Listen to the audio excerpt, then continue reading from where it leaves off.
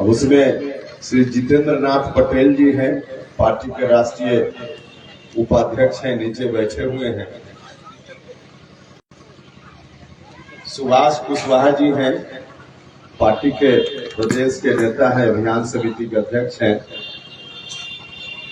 R K. Sinha ji हैं, बैठे हुए पार्टी के नेता हैं। अब जिन जिन लोगों पर नजर पड़ पाएगी स्वाभाविक रूप से उनका नाम हम बोलेंगे, और जिन पर नजर नहीं पड़ेगी तो माफ कर दीजिएगा। यहाँ आर.के. सिन्हा जी पार्टी के प्रदेश के नेता हैं। और विक्रमगंज जब लोकसभा क्षेत्र होता था उस समय राम प्रसाद कुशवाहा जी एमपी होते थे, उनके सुपुत्र हैं आर.के. सिन्हा जी, पार्टी के नेता हैं, उपस्थित हैं। अंगद कुशवाहा जी खगड़िया से आते हैं, पार्टी के प्रदेश के वरिष्ठ नेता हैं। इस जिला के साथी और नेता अजय कुशवाहा जी हैं, जैनेन्द्र जी हैं, विनोद कुशवाहा जी हैं, किरार यादव जी हैं। और माफ कीजिएगा, समय का अभाव है, बहुत लोगों का नाम छूट गया होगा। अब जिनका नाम छूट गया, चंद्रभूषण वर्मा जी हैं, नजर तो नहीं है, कहीं होंगे, यहाँ से दिख नहीं रहा है, नीचा है यहाँ। और बगल में पप्पू वर्मा जी हैं, जो अरवल जिला से आते हैं, पार्टी के नेता हैं। सत्येंद्र कुशवाहा जी हैं, विकास कुशवाहा जी हैं, इधर उजाला जी हैं, और आप सब लोग जो यहाँ उपस्थित हैं, सम्मानित नेतागण, और इस कार्यक्रम में आए हुए माताएं, बहनों, सम्मानित अभिभावकगण, भाइयों और मित्रों। देखिए, लंबा भाषण देने की गुंजाइश नहीं है और उसकी आवश्यकता भी नहीं है। और गुंजाइश इसलिए नहीं है कि कार्यक्रम एक दिन में 2 जगह लगा हुआ है। एक अभी हम यहाँ उपस्थित हैं आपके कार्यक्रम में, और यहाँ के बाद विक्रमगंज, रोहतास जिला के विक्रमगंज में, वहां भी कार्यक्रम इसी तरह का है, वहां भी जाना है। इसलिए बहुत ही संक्षेप में अपनी बात रखने का प्रयास करेंगे। देखिए, एक तो जिस कारण से हमारे साथियों ने विमर्श किया कि हम सभी जगह दलित महादलित स्वाभिमान सम्मेलन करेंगे और अति पिछड़ा सम्मेलन पार्टी की ओर से करेंगे, उस पर भी थोड़ी चर्चा होगी। लेकिन उसके पहले कल बिहार के मुख्यमंत्री जी ने घोषणा की है, सरकार ने घोषणा की है, आरक्षण जो पहले से निर्धारित था उसका दायरा बढ़ाने का, और कुल मिला जुला करके 65% और जो आर्थिक रूप से कमजोर लोग हैं उनका 10%, मतलब टोटल 75%। बिहार सरकार की इस घोषणा का मैं अपनी ओर से, अपनी पूरी पार्टी की ओर से जोरदार समर्थन करता हूं। बिल्कुल ठीक राज्य की सरकार की ओर से प्रस्ताव लाया गया है। अब प्रस्ताव आगे कितना कैसे चलेगा, अभी सिर्फ मुख्यमंत्री जी का भाषण या कैबिनेट का फैसला है, जैसा कि अखबार के माध्यम से हम लोगों ने देखा है। जब बिल के रूप में विधानसभा में बात आएगी, फिर आगे जिस प्रक्रिया से उसको गुजरना पड़ेगा, वहां क्या कैसे होता है, यह तो बाद का विषय है। लेकिन सैद्धांतिक रूप से पार्टी की ओर से मैं इसका पूरा समर्थन करता हूं। लेकिन देखिए, सरकार की अभी कोई योजना हो या पहले से जितनी योजना चल रही, चाहे भारत की सरकार हो या राज्य की सरकार, योजनाएं तो अनेक तरह की होती है। अभी भी भारत सरकार, राज्य की सरकार हर तरह की योजना चलाती है, लेकिन उन योजनाओं का लाभ आपको कितना मिल पाता है, समाज की अंतिम पंक्ति में जो खड़ा व्यक्ति है वहां तक कितना पहुंच पाता है, यह बड़ा विषय है। सरकार कोई निर्णय ले ले, उसका लाभ आपको कितना मिल रहा है, यह देखने की जरूरत है। अगर उसका लाभ आपको ठीक से नहीं मिल रहा हो तो सरकार के निर्णय का कोई बहुत अर्थ आपके लिए नहीं रह जाता है। अभी भी यह अलग बात है कि जातीय जनगणना की रिपोर्ट आई, उसमें कई तरह की विसंगतियां हैं, उस पर हम नहीं बोलेंगे। लेकिन जो कुछ भी रिपोर्ट आई है, उस रिपोर्ट के हिसाब से जो आर्थिक सर्वे जारी हुआ है, उसमें भी सबसे पीछे आज समाज का कौन वर्ग है? सबसे पीछे समाज का दलित, महादलित वर्ग के लोग, यही लोग, आप ही लोग सबसे पीछे हैं। चाहे संपत्ति के मामला में हो, चाहे पढ़ाई लिखाई के मामला में हो, नौकरी के मामला में हो, हर मामला में सबसे पीछे आज भी समाज में जो अलग अलग वर्ग के लोग रहते हैं, उसमें सबसे पीछे दलित, महादलित समाज के लोग ही। तो इतने दिनों से तो अनेक तरह की योजनाएं चल रही, लेकिन उसके बावजूद अभी भी सबसे पीछे आप ही लोग हैं। भाई और मित्रों, इसका कारण एक तो ठीक है कि सरकार का जो निर्णय है उसको कार्यान्वित करने वाले जो लोग हैं, अधिकारी हैं या दूसरे लोग हैं, उनकी ओर से उनकी नीयत कितनी साफ है, उनकी ओर से प्रयास कितना तरीका से हो रहा है कि नहीं हो रहा है, यह एक विषय है। लेकिन उससे ज्यादा विषय जो सीधे आपसे जुड़ा हुआ है वह यह है कि आप अपने अधिकारों के प्रति कितना सजग रहते हैं, कितना तत्पर रहते हैं, यह ज्यादा महत्वपूर्ण है। मैं महसूस करता हूं, और इसलिए हमने कहा कि जिस कारण से सम्मेलन को आयोजित करने का फैसला हुआ, यह बड़ा कारण है कि आपके अंदर सक्रियता आए। जब तक आपके अंदर सजगता और सक्रियता अपने अधिकारों के प्रति नहीं होगी, तब तक सरकार कोई भी निर्णय ले ले, उसका लाभ आपको ठीक से नहीं मिल पाएगा। तो यह आवश्यक है कि आपके अंदर सजगता आवे, सक्रियता। हमने तो देखा है, और उस अनुभव के आधार पे कुछ चीज हम आपको शेयर करना चाहते हैं। 2014 से लेकर 2019 तक भारत सरकार में आप ही के आशीर्वाद से मंत्री बनने का मुझको मौका मिला। आप ही लोगों ने मंत्री बनाया था। उस वक्त जब हम आते थे, मंत्री बनने के बाद, मंत्री बनने के पहले, नामांकन के 2 दिन पहले तक मुझको ही नहीं पता था कि मैं काराकाट लोकसभा क्षेत्र से उम्मीदवार होऊंगा, क्योंकि जो राजनीतिक परिस्थिति थी पहले, उस परिस्थिति में चीजें स्पष्ट नहीं थी। लेकिन हम आए और आप सब लोगों ने आशीर्वाद दिया, भारत सरकार में हम मंत्री बने। अब मंत्री बनने के बाद जो भीड़ लगने लगती है, बिल्कुल व्यवहारिक बात बता रहे हैं, और इस तरह की बात इसलिए बता रहे हैं कि जो समाज के कमजोर वर्ग के लोग हैं, आप लोग हैं, जरा इन चीजों से अनुभव के आधार पे आगे आप अपनी सजगता बनाइए, पुराने अनुभव से लाभ लीजिए। इसलिए हम इसको शेयर करना चाहते हैं। उस वक्त जब हम आते थे तो कई चेहरा, जिसको हम देख रहे हैं कि चुनाव में दलित परिवार का कोई व्यक्ति, अति पिछड़ा परिवार का कोई नौजवान, चुनाव में तो बहुत मेहनत के साथ उसने साथ दिया, वोट गिराने से लेकर हर जगह जहां उसकी आवश्यकता थी। लेकिन कहीं भीड़ भाड़ में मंच हो या इस तरह से कहीं भी हम लोग आ गए, वह व्यक्ति जो आपके समाज का होता था, अति पिछड़ा समाज का होता था, वह भीड़ में सबसे पीछे खड़ा होता था। और कई चेहरा इस तरह का नजर आता था जिसका वोट में कोई अता पता नहीं था, वह माला लेके मंच पर सबसे पहले उपस्थित रहता था।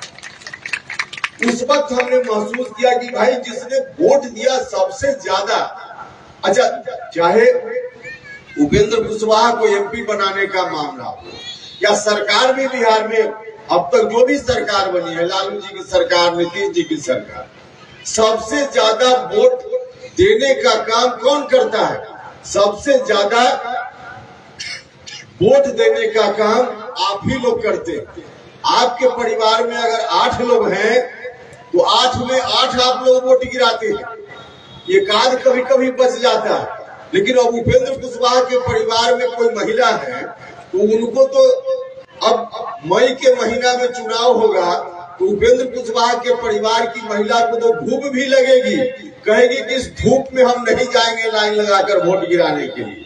तो उपेंद्र कुशवाहा के परिवार में 8 लोग हैं तो वोट गिरेगा 4, आपके परिवार में 8 लोग हैं तो वोट गिरेगा 8 में 8। तो वोट गिराने में सबसे आगे, लेकिन अधिकार लेने में आप पीछे खड़े होते हैं। हम अपने अनुभव के आधार पे बता रहे हैं और इसका नतीजा भी होता है, नुकसान आपका होता है। देखिए, बहुत सारी बातों की चर्चा करने का वक्त नहीं है, लेकिन एक उदाहरण हम देंगे। जब हम मंत्री बने थे तो शिक्षा विभाग की जवाबदेही मेरे ऊपर थी और उस जवाबदेही के कारण मेरे हाथ में पावर था कि केंद्रीय विद्यालय में देश भर में हम जिस बच्चा का देश के जिस स्कूल में चाहते वहां नाम लिखवा सकते थे, केंद्रीय विद्यालय। उस वक्त हमने प्रयास किया और हजारों बच्चा, जो काराकाट लोकसभा क्षेत्र का हजारों बच्चा आज भी केंद्रीय विद्यालय में मेरी अनुशंसा पर पढ़ रहा होगा। हजारों बच्चा, आपके इलाका में भी देखिएगा तो बहुत सारा मिल जाएगा। तो हमने प्रयास किया, उस वक्त जो पावर हमको मिला उस पावर का इस्तेमाल आपके लिए किया, लेकिन उस इस्तेमाल में जो लोग भी हमारे यहाँ आए नाम लिखवाने के लिए आवेदन लेकर या किसी माध्यम से उनका आवेदन हम तक पहुंच पाया, उसमें हमने उस वक्त यह नहीं देखा कि जो व्यक्ति आवेदन लेकर हमारे यहाँ आ रहा है या किसी के द्वारा आवेदन भिजवा रहा है वह कौन जात का है, किस धर्म का है, हमको वोट दिया कि नहीं दिया यह भी हमने नहीं देखा। सिर्फ काराकाट का पता देखा और काराकाट का पता देख करके उसका नाम हमने लिखवाने का कहा। तो हमसे जितना संभव था हमने किया, लेकिन हम कोई स्टडी नहीं है, कोई उसका अध्ययन नहीं अलग से कराया गया। लेकिन यह बात मैं अपने अनुभव के आधार पर कह सकता हूं कि जितने लोगों का नाम काराकाट लोकसभा क्षेत्र से केंद्रीय विद्यालय में लिखाया होगा उसमें आपके बच्चों की संख्या निश्चित रूप से कम होगी। दलित परिवार के बच्चों की संख्या कम होगी, अति पिछड़ा परिवार के बच्चों की संख्या भी कम होगी। हम खुद इस बात को कबूल करते हैं, निश्चित रूप से कम होगी। इसलिए कम होगी कि जो लोग ज्यादा तत्पर रहे, जो लोग ज्यादा आवेदन लेकर आए, स्वाभाविक रूप से नाम तो उन्हीं का ज्यादा लिखाया होगा। तो इस काम में आपको भी आना चाहिए था, लेकिन आप पीछे रह जाते हैं। आगे आने वाले दिनों में ऐसी स्थिति न हो, जितना आपका हिस्सा वोट देने में होता है उतना अधिकार लेने में भी आप हिस्सा ले लीजिए आगे बढ़ चल करके। इसके लिए आपकी सजगता की जरूरत है। देखिए, इस बार भी 2014 में जिस तरह से भारत के प्रधानमंत्री, पिछड़ा समाज का बेटा नरेंद्र मोदी भारत के प्रधानमंत्री बने थे और हमारी पार्टी उस सरकार में हिस्सेदार हुई थी। इस बार भी चाहे विपक्ष के लोग जितना छटपटा ले, पूरे देश भर से जो रिपोर्ट है उस रिपोर्ट के आधार पे एक बार फिर से नरेंद्र मोदी जी, जो पिछड़ा समाज का बेटा है, भारत के प्रधानमंत्री पद की कुर्सी पर नरेंद्र मोदी ही बैठेंगे। यह बात तय है। और नरेंद्र मोदी जी जब बैठेंगे, हमारी पार्टी, आपको मालूम है, एनडीए गठबंधन का हिस्सा बन गई है। तो एनडीए गठबंधन में हमारी पार्टी शामिल हो गई है। अब जब नरेंद्र मोदी जी के नेतृत्व में एनडीए की सरकार ही बननी है, तो बनने वाली सरकार में आप अपना हिस्सा कैसे ले लीजिए, इस पर आपको गंभीरता से विचार करना चाहिए। आपसे हम आग्रह करना चाहते हैं, यह बात तय है कि सरकार बनेगी उनकी, और उस सरकार में एनडीए में हमारी पार्टी भी हिस्सेदार हो गई है। अगर हमारी पार्टी को आप सब लोगों ने ताकत दी तो इस बार भी हमारी पार्टी 2014 की तरह भारत सरकार में भी हिस्सेदार बनेगी, भारत सरकार में हिस्सेदार बनेगी। तो इतना अच्छा अवसर फिर से एक बार आने वाला है। उस वक्त कोई चूक न हो जाए, उस वक्त 2014 से लेकर 19 की तरह आपके बीच के लोग पीछे न रह जाए, यह हम आपसे कहने आए हैं।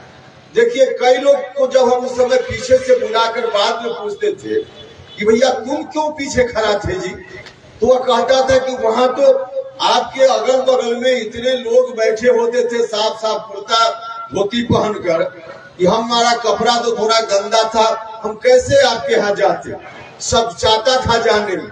हम उस वक्त भी कहते थे और आपसे भी कहते हैं, सकुचाने की जरूरत उपेंद्र कुशवाहा के यहाँ तक पहुँचने में बिल्कुल जरूरत नहीं है। मत सच्चाइए, आप गंदा कपड़ा पहनकर भी आएगा और पहले से अगर 10 कुर्सी लगी हुई है, 10 कुर्सी पर 10 कुर्सी पर सफेद कुर्ता धोती वाले बैठे होंगे, उसमें से कुछ लोगों को उठा करके और आपको वहां बैठाने का काम हम करेंगे। ऐसा नहीं कि 10 में 10 को उठा देंगे, उनका भी हिस्सा है, उनका हिस्सा है, उतना हिस्सा वो भी रहे, और आपका जो हिस्सा है वह आप भी आकर के बैठिए लीजिए, लेकिन यह आपकी सक्रियता और सजगता पर निर्भर करेगा। आप पीछे के पीछे खड़े रह जाइएगा तो कुर्सी तो खाली नहीं रहेगी, कोई ना कोई तो आकर बैठेगा। केंद्रीय विद्यालय में नाम लिखवाने के लिए जो आवेदन देगा कोई ना कोई देगा, आप नहीं दीजिएगा तो क्या होगा। तो हम आपसे ही आग्रह करने आए, सजग रहिए, तत्पर रहिए, अपने अधिकारों को लेने के लिए मुस्तैद रहिए, तब जाकर चाहे भारत की सरकार को योजना बनाए, राज्य की सरकार को योजना बनाए, उसका लाभ मुकम्मल आपको मिल पाएगा, वरना मुकम्मल लाभ उसका नहीं मिल पाएगा। यार भाई और मित्रों,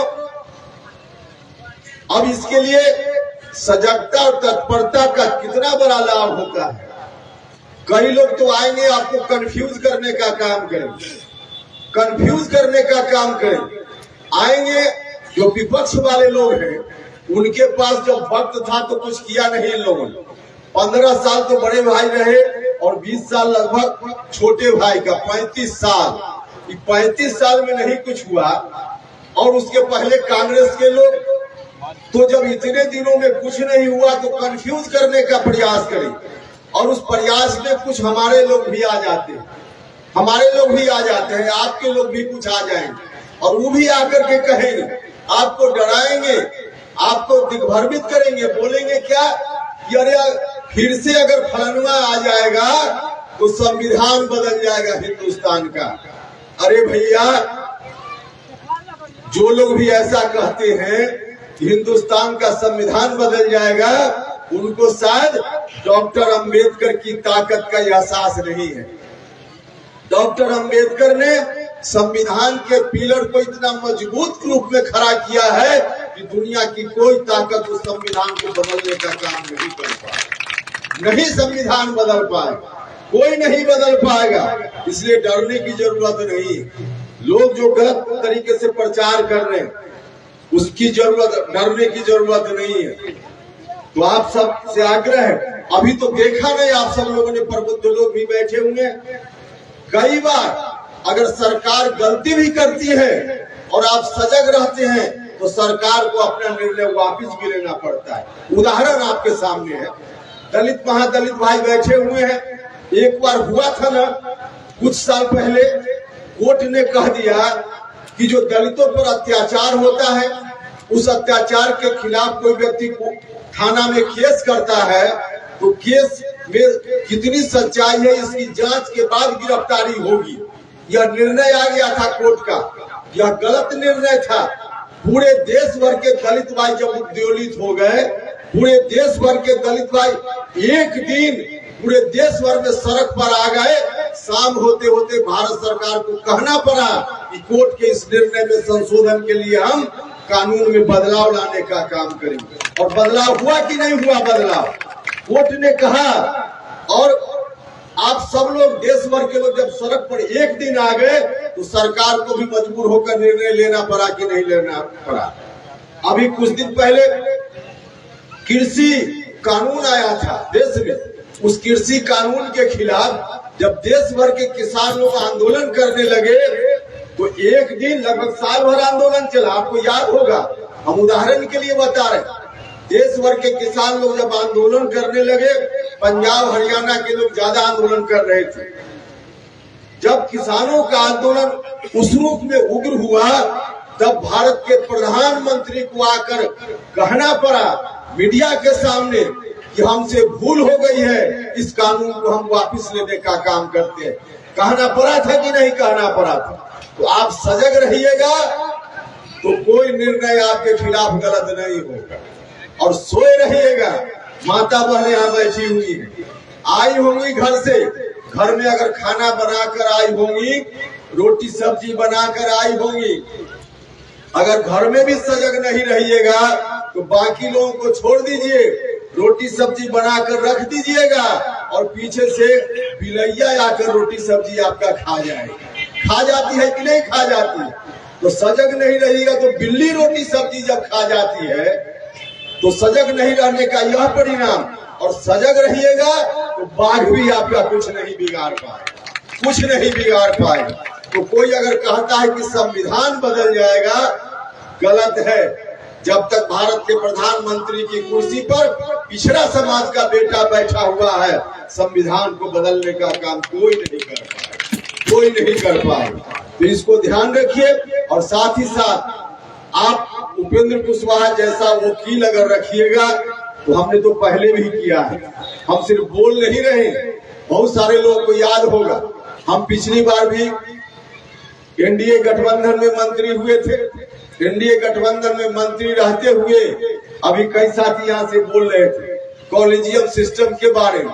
हाई कोर्ट और सुप्रीम कोर्ट में जो जज के बहाली की प्रक्रिया है, आज हाई कोर्ट और सुप्रीम कोर्ट में, नीचे के कोर्ट की बात हम नहीं कर रहे, हाई कोर्ट और सुप्रीम कोर्ट में आज जो बहाली की प्रक्रिया है, उस प्रक्रिया का परिणाम है कि दलित परिवार का, अति पिछड़ा परिवार का, पिछड़ा परिवार का एकाध कभी जज बन जाता है किसी हाई कोर्ट में और सुप्रीम कोर्ट में, जज नहीं बन पाता, जज नहीं बन पाता।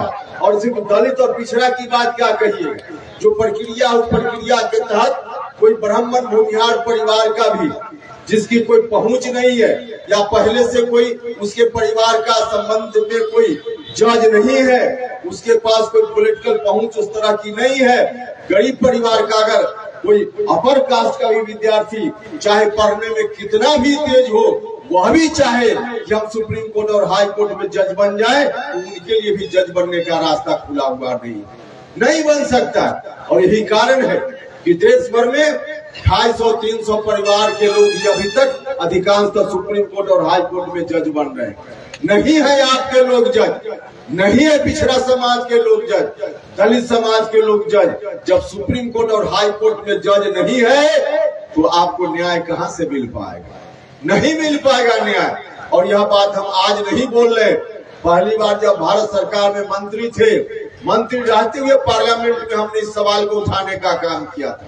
जब हम बोलने लगे थे उस समय इस कॉलेजियम सिस्टम के खिलाफ, तब कई हमारे अगल बगल जो दूसरी पार्टी के हमारे मित्र सांसद थे, उन लोगों ने मुझको टोका और कहा कि आप तो मंत्री हैं फिर भी आप बोल रहे। हमने उस समय पार्लियामेंट में कहा था कि भैया हम मंत्री बाद में हैं, हमारी पार्टी की जो विचारधारा है, जिन लोगों ने मुझको भेजा है, जिन लोगों ने ताकत दी है, जिस विचारधारा के आधार पर हम पार्टी चलाते हैं, उस विचारधारा को हम प्राथमिकता के आधार पर, हमारे लिए वह विचारधारा पहले है, मंत्री पद हमारे लिए बाद में, हमने वो कहा। और इस विषय को हमने सबसे पहली बार उठाने का काम किया। और इसका कारण है कि हम चाहे गठबंधन में जहां भी रहे, हम अपनी विचारधारा के साथ कभी समझौता हमने न किया है और न आगे कभी विचारधारा के साथ हम समझौता करने वाले। और इसलिए कि जन्ना कर्पूरी ठाकुर जैसे लोगों से प्रेरणा पाकर उपेंद्र कुशवाहा राजनीति में आया है और उन लोगों ने सिखाया है, जगदेव बाबू ने सिखाया, जन्ना कर्पूरी ठाकुर ने सिखाया, बाद में डॉक्टर अंबेडकर जैसे लोग, लोहिया जैसे लोगों को पढ़कर हम लोगों ने सीखा कि गरीबों की बात सबसे पहले करने का काम करना, राजनीति में रहना है, वह हमारी विचारधारा है। तो इस विचारधारा के साथ हम कभी समझौता नहीं करने वाले। हम आपसे आग्रह करने आए कि आप हर तरह से जहां अपनी सजगता और तत्परता को भी बनाए रखिए, सक्रियता को बनाए रखिए और हमारी पार्टी को मजबूती देने का काम कीजिए। हमारी पार्टी मजबूती से रहेगी तो कहीं कोई और गड़बड़ी की आशंका भी होगी तो उपेंद्र कुशवाहा वकील बनकर आपके लिए वहां खड़ा रहेगा। इसलिए आप सब लोगों से आग्रह, हम समाज में तनाव पैदा करने वाले लोग नहीं, हम समाज में तनाव पैदा करके वोट लेने वाले लोग नहीं, आज सत्ता में बैठे हुए लोग बिहार में चाहते हैं कि समाज में तनाव पैदा हो, लेकिन हम लोग समाज में तनाव पैदा करने वाले लोग नहीं। हम चाहते हैं जिनको जितना हिस्सा मिलना चाहिए उनको उतना हिस्सा मिले। हम इस बात के सबसे बड़े वकालत करने वाले लोग हैं, लेकिन हम ऐसा समाज बनाना चाहते हैं जिस समाज में अगर मंच पर 10 कुर्सी लगी हुई है तो उस 10 कुर्सी पर कोई दलित परिवार का भी बैठे, कोई पिछड़ा परिवार का भी बैठे, कोई ओबीसी भी बैठे, उसी पर अपर कास्ट जो सामान्य जाति के लोग हैं उनके लोग भी बैठे। इस तरह का हम वातावरण चाहते हैं। समाज में तनाव नहीं रहेगा तब जाकर समाज अच्छा बनेगा, और तनाव कब नहीं रहेगा जब समाज में सब लोग को विकास का अवसर मिलेगा, तब जाकर के समाज तनाव रहित समाज बन पाएगा। तो ऐसा समाज बने इसके लिए आप सजग रहिए, तत्पर रहिए और हमारी पार्टी को ताकत देने का काम कीजिए ताकि हमारी पार्टी आपके गारंटर के रूप में रह पाए, आपके लिए वकील के रूप में काम कर पाए। यह आप सब लोगों से आग्रह करने आए। भाई और मित्रों, हम सब लोगों ने तो भरोसा किया था, सब लोगों ने भरोसा किया कभी नीतीश जी पर, कभी लालू जी पर। लालू जी का जो शासन काल चला उसकी चर्चा करने की जरूरत नहीं है। नीतीश जी ने कुछ काम तो अच्छा किया, लेकिन अंत में आकर क्या किया, अंत में जब उनकी राजनीति अब समाप्त होने वाली है तो उन्होंने एकाएक एक दिन घोषणा कर दी कि अब अगला नेतृत्व बिहार में फिर उसी के हाथ में, उसी परिवार के हाथ में जिस परिवार ने 2005 के पहले 15 वर्षों तक बिहार को रौंद देने का काम किया था, बिहार में आतंक पाखंड लाने का काम किया था, बिहार को तंग और तबाह कर देने का काम किया था, उसी परिवार में फिर से नीतीश जी बिहार को ले जाना चाहते हैं, उसी परिवार में ले जाना चाहते हैं। हमने कहा उस समय हम उनके पार्टी में थे, हमने कहा कि नीतीश जी आपके सब निर्णय को हम लोग कबूल कर सकते हैं, लेकिन बिहार को फिर से उसी अराजक माहौल में ले चलिए, उसी आतंक वाले लोगों के हाथ में सौंप दीजिए। इसको हम लोग कभी स्वीकार नहीं करने वाले, नहीं स्वीकार करने वाले। तो इसलिए आपसे भी आग्रह करने आए, आपसे भी आग्रह करने आए कि ताकत देने का काम कीजिए ताकि 2005 के पहले वाली स्थिति में बिहार नहीं लौट पाए। 2005 के पहले वाली स्थिति में बिहार लौट जाएगा तो फिर बहुत मुश्किल में बिहार फंस जाएगा। इसलिए वहां जाने से बचाने का भी काम करना है और विकास के रास्ते पर बिहार को आगे बढ़ाना है। अपना अपना हिस्सा सब लोग ले और समाज में शांतिपूर्वक तरीके से सब लोग रहे, सबका विकास हो, जिनका जितना हिस्सा सब ले, जो अब तक आपको नहीं मिला है वह हिस्सा आपको मिले। हम इस तरह के लोग हैं, हमारी पार्टी इस तरह से काम करती है। तो यही आप सब लोगों से आग्रह करने के लिए आए कि सब लोग मिलकर के ताकत दीजिए और कोई किसी तरह से आपको दिग्भ्रमित करने का प्रयास करे तो दिग्भ्रमित मत होइए। उपेंद्र कुशवाहा आपके गारंटर के रूप में रहेगा तो कोई विचारधारा के आधार पे आपका बाल बांका भी नहीं कर पाएगा और आपका जो हिस्सा है उसको भी निश्चित रूप से देने में, दिलाने में हम सब लोग भूमिका करेंगे। तो यही आग्रह करने के लिए आपके बीच हम आए थे। इन्हीं शब्दों के साथ आप सब लोग जो इस विधानसभा क्षेत्र के विभिन्न गांवों से यहाँ आए हैं, सबों का मैं हृदय से धन्यवाद करता हूँ और अपने मित्र साथी जो पार्टी के नेता साथी हैं, सब लोगों से कहना चाहता हूँ यह संबंध एक दिन का नहीं कि गांव से लोग आ गए, भाषण हो गया, सुन लिया लोगों ने, चले गए, भूल गए, इस तरह का नहीं। आप जहाँ जहाँ गांव में गए हैं वहाँ हर जगह से, हर गांव से सक्रिय नौजवान को निकालिए और पार्टी के साथ उनको जोड़ने का काम कीजिए ताकि न सिर्फ अभी, न सिर्फ चुनाव में बल्कि चुनाव के बाद भी अपनी हिस्सेदारी लेने के समय हर गांव का नौजवान वहां का खड़ा रहे, मुस्तैद रहे, इस काम को करने का काम कीजिए। तो यह संबंध मजबूती से आगे बढ़े, इसकी नींव आज पड़ी है। आज सिर्फ एक सम्मेलन करना हमारा मकसद नहीं है, हमारा मकसद है कि गांव-गांव से हमारी पार्टी का कनेक्शन जुड़ जाए ताकि समय पर वह काम आवे, आपके लिए भी और हमारी पार्टी के लिए भी। तो यही आग्रह करने आए पार्टी के तमाम साथी जिन लोगों ने इतना अच्छा कार्यक्रम का आयोजन किया, इनका भी मैं हृदय से धन्यवाद करता हूं और अंत में आप सब लोगों का धन्यवाद करते हुए आगे भी जाना है, अपनी बात समाप्त